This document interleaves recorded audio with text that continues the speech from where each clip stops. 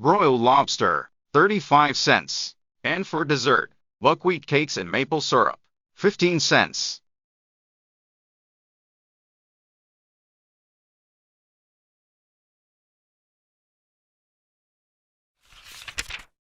Nourishing and cheap. It was such a lark. Especially for me, because it was so awfully different from the asylum. I feel like an escaped convict every time I leave the campus.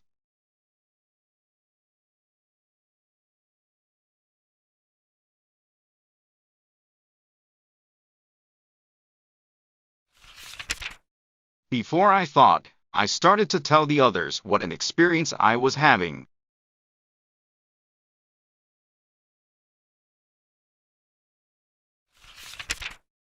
The cat was almost out of the bag when I grabbed it by its tail and pulled it back.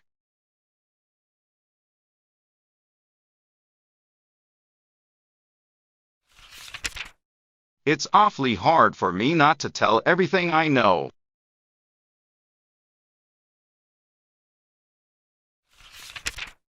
I'm a very confiding soul by nature. If I didn't have you to tell things to, I'd burst.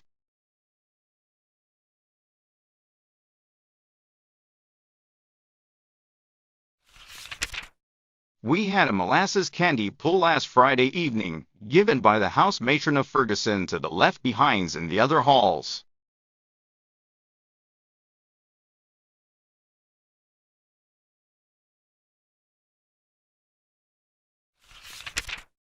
There were 22 of us altogether, freshmen and sophomores and juniors and seniors all united in amicable accord.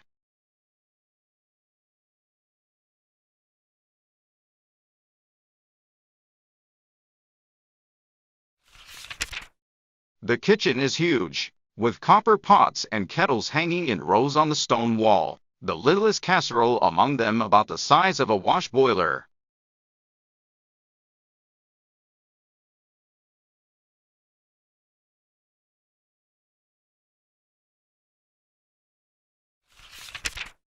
400 girls live in Ferguson.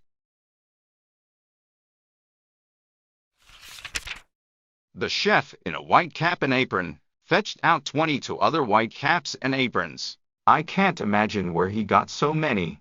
And we all turned ourselves into cooks.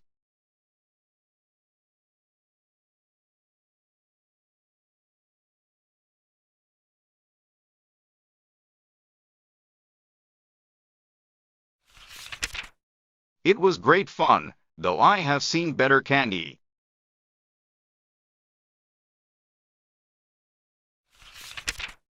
When it was finally finished, and ourselves and the kitchen and the doorknobs all thoroughly sticky, we organized the procession and still in our caps and aprons, each carrying a big fork or spoon or frying pan, we marched through the empty corridors to the officers' parlor.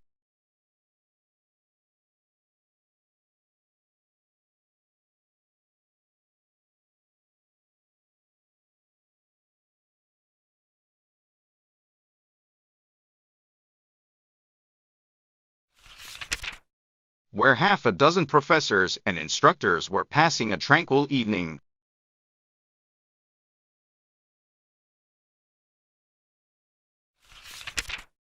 We serenaded them with college songs and offered refreshments.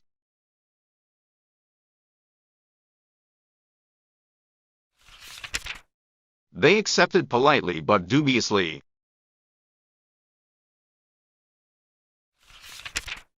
We left them sucking chunks of molasses candy, sticky and speechless.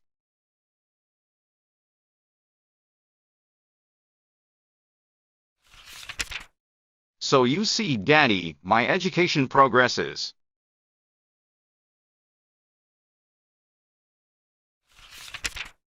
Don't you really think that I ought to be an artist instead of an author?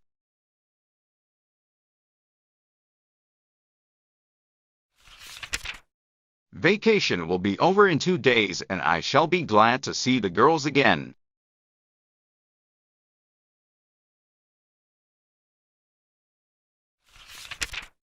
My tower is just a trifle lonely. When 9 people occupy a house that was built for 400, they do rattle around a bit.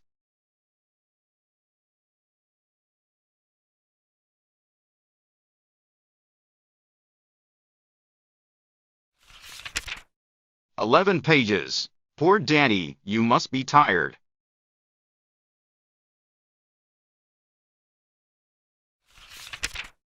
I meant this to be just a short little thank you note, but when I get started I seem to have a ready pen.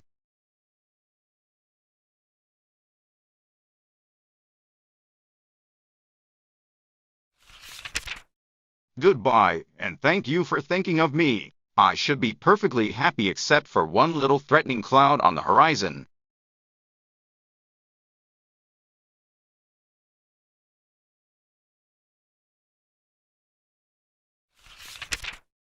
Examinations come in February.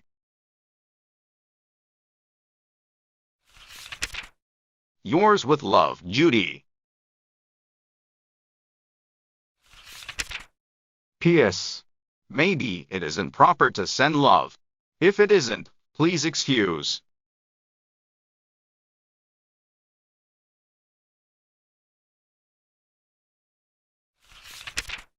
But I must love somebody, and there's only you and Mrs. Lippett to choose between, so you see, you'll have to put up with it, Daddy dear, because I can't love her.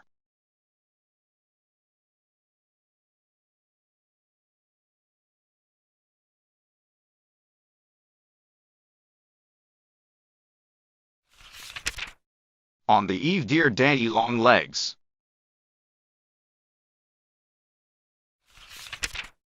You should see the way this college is studying.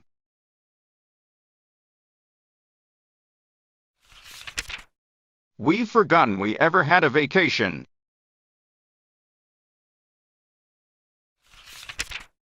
"57 irregular verbs have I introduced to my brain in the past 4 days. I'm only hoping they'll stay till after examinations."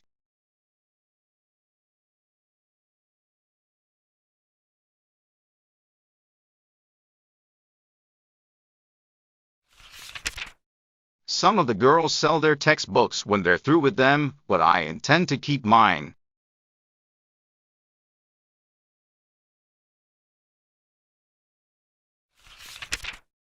Then after I've graduated I shall have my whole education in a row in the bookcase. And when I need to use any detail, I can turn to it without the slightest hesitation.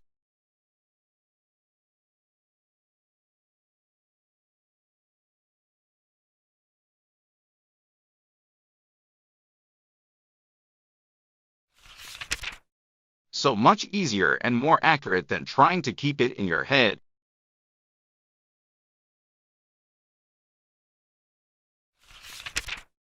Julia Pendleton dropped in this evening to pay a social call and stayed a solid hour.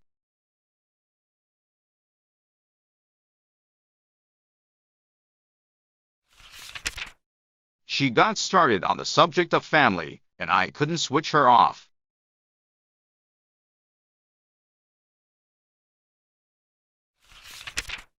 She wanted to know what my mother's maiden name was.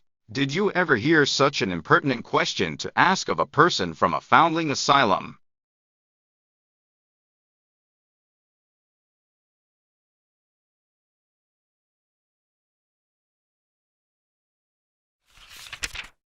I didn't have the courage to say I didn't know, so I just miserably plumped on the first name I could think of, and that was Montgomery.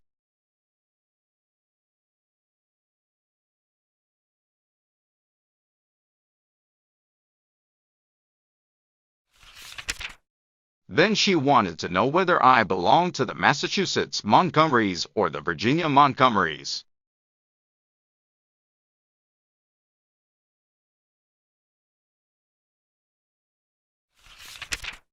Her mother was a Rutherford. The family came over in the Ark, and were connected by marriage with Henry VIII.